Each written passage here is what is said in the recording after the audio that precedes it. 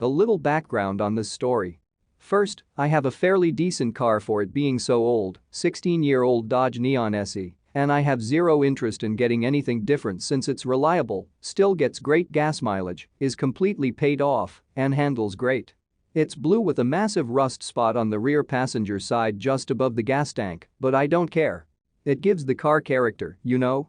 Second, this story takes place in Michigan, whereas anyone who lives here or has driven through here knows the roads here are bad. Potholes, uneven streets, and jagged pavement on every stretch of road you'll ever drive down. Getting a flat tire at least once in your life while living here is both a guarantee and a rite of passage. The flat tire detail is relevant. EP equals entitled parent entitled psycho, EB equals entitled brat, do equals dealership owner and me equals me. I was driving through town after my shift at work and had to take a really crappy street because that's all I had available to me.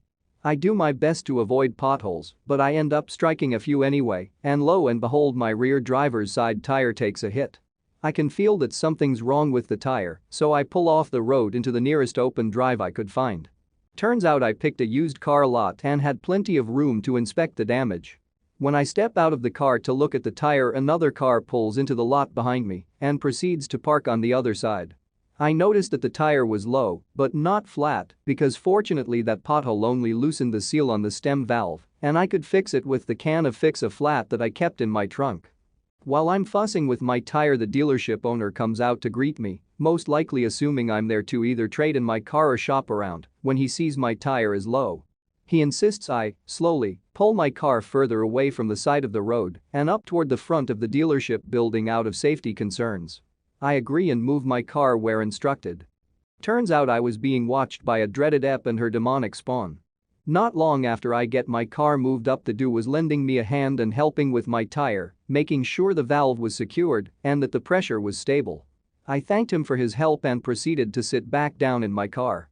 As I put the key in the ignition, I hear something bang against my window and look up to see a woman, the stereotypical Karen, trying to get my attention. I roll my window down to see what she wants. My bad. Me. Yeah. What's up? EP. Are you through yet? Me. Am I what? EP. Through. Are you through because my daughter's been waiting long enough? I look past her and see her 16-year-old daughter dressed in a dark miniskirt, white tank top that showed everything, and 4-inch heels. This is February, by the way. She was also wearing so much cheap makeup, you'd think she was auditioning for a role as the Joker. Me. Waiting for what? EP. Don't act cute. She needs her turn, you've taken up enough of our time. Me. What are you talking about? EP. Are you stupid? Your test drive is over, now it's Eb's turn. The Eb is standing behind her EP with her arms crossed over her chest and giving me a smug wow, are all you commoners so stupid? Type of grin on her arrogant face. Me. Oh. I figure it out quickly and try to defuse the situation. I wasn't on a test drive, I own EP. I said get out. Me. This is my car. EP. No, it's not. I just saw you pull back into the lot, we were behind you the whole time, so don't write a lie to me. Me. I wasn't EP. You didn't even go inside the building to sign the papers, so I know you're lying to me. You didn't buy this car, you're just being a stubborn little idiot. Me. No, this is my car. I have the Regis. EP. What the fuck is wrong with you? Get out now. Me. No. This is my car. EP. No, it's not. My daughter wants it and I'm going to buy it for her right now. She tried to pull open my door, but thankfully I locked it when I got inside. Give me the key. Before I had the chance to say anything else, she reached through my window and made a grab for the key in the ignition. The key that was on a keyring with my apartment key and 4 other keychains, so clearly not the dealership's key. When she tried to pull it out, I grabbed her arm and pushed her back. Me. Get away. EP. You little idiot. You just assaulted me. I quickly roll up my window and I'm ready to turn over the engine and drive off when I see the dude returning. Ma'am, what's going on? EP. This little idiot just assaulted me. Call the police. She attacked me because I told her to let my daughter have a test drive, and now she's trying to steal the car. The dude looks at me, looks at my worn out, dirty car with the faded bumper sticker on the trunk, and gives the woman the classic "Are you serious right now?" stare. Ma'am, this car isn't for sale. This is her car. EP. No, it's not. Until she signs the paper it's not hers and my daughter wants to drive it. She just got her license and I promised her I'd get her a blue car. This is the only blue car in the lot. It was not, there was another blue car parked behind her, and yes, her 16-year-old daughter who just got her license was going to test drive a car in heels. Double what the hell? Ma'am, this car isn't mine to sell. It already belongs to her. EP. No, it doesn't.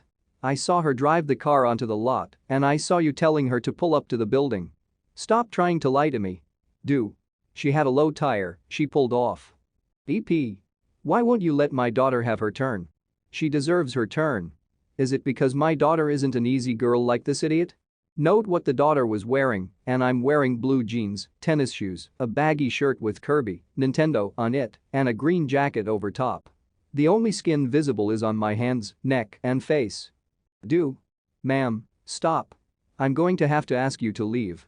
EP. No. My daughter needs this car. I promised her and all you're doing is wasting my time. I'm asking you nicely to leave before I call the cops. EP. You do that and I'm telling the cops that this idiot assaulted me, pushed my daughter, and that you're selling stolen cars. Now, give my daughter this car right now or else. She actually said or else like a damn cartoon villain. Ma'am. Leave. EP. This is ridiculous. She pulled her phone from her purse and proceeded to call the cops herself. You're going to regret being so disrespectful to me. All you had to do was sell me this car, but no, you decided this idiot was better than my daughter. My daughter deserves this car. I know I'm not in the wrong, but I'm still nervous. I look at the dude through the windshield and he gives me a look that says everything will be fine, watch this. About 5 minutes later a patrol car pulls up and the officer approaches the dude.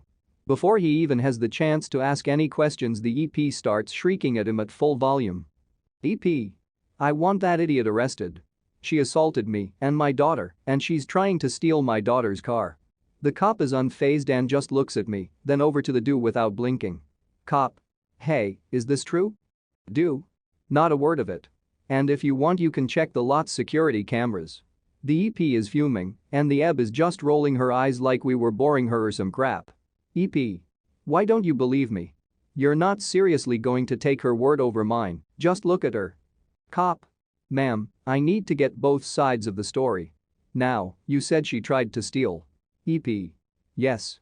That's my daughter's car. Cop. Alright, fine.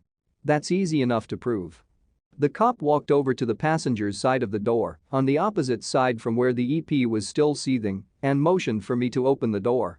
I didn't. He of course asked for my ID, my registration, and my proof of insurance. It didn't take the cop long to notice my name on the license and the name on the registration, which was also dated almost 2 years ago, are a match. He just nods, hands me back my stuff, and closes the door. Cop. Ma'am, that's her car. EP. Not possible. She just got her, she couldn't have signed the papers. Why are you all against my daughter? She needs a car. Cop. Ma'am, you do realize it's a crime to try to file a false police report. This car isn't stolen, and I seriously doubt she assaulted you. I'm going to look at the cameras, and if I find that you're lying to me. EP grabbed Eb's arm and pulled her along. EP. To hell with this place. All these cars are pieces of crap anyway. My daughter deserves better than anything that idiot would ever drive. The cop sticks around until the EP leaves, apologizes to me for the disturbance, and wishes me a good day. Before he left he said bye to the dude, again calling him by his first name, and was on his way. Don't worry about her, I don't think she'll be back. And if she does show up again my brother, the cop, will be back too. After slipping me a business card, joking that if I ever needed another car in the near future, he'd ensure that no crazy people were hiding in the trunk. I thanked the man for coming to my rescue, drove off, and I've been trying to figure out why my old car was so important to the EP ever since. Seriously, it's not that great of a car, old, losing its pep and needing some TLC. But I still love my car. 1. Wow. This woman with daughter is super crazy. I'm glad you are okay in your car and the keys are safe too. 2. How dense is the parent's head? It took a cop to tell her that you owned the car and didn't even believe the cop. Maybe the many years of Aquanet and cheap makeup got to Karen's brain. That rust spot probably reminded her of the time after a Def Leppard when she was getting banged on a stranger's quarter panel. The car wasn't the only thing getting filled up that night.